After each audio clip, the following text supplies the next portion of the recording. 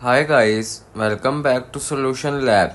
Here we bring you all kinds of solutions, whether it's a fast fix or an in-depth tutorial. We are here to make problem solving easy for you.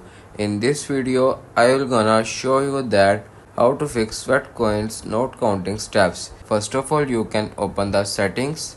Before moving further toward in the video, please consider subscribing to Solution Lab and hit the bell icon so you will get notified of our latest videos. Now coming back to the video, you can scroll down, tap on apps.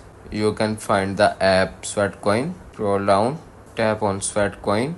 After this, you can allow all the permissions is here. You can enable motion and fitness. After this, the issue is solved, and the issue is not solved, you can go to the App Store and search Sweatcoin, tap on it and make sure that the Sweatcoin is updated to the latest version. If the Sweatcoin is not updated, you can update the Sweatcoin version. After this, the issue is solved. If this tutorial helped to solve your problem, don't forget to give it a thumbs up and subscribe for more solutions.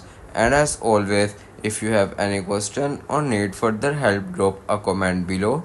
We are here to help you. See you in the next one. Thanks for watching.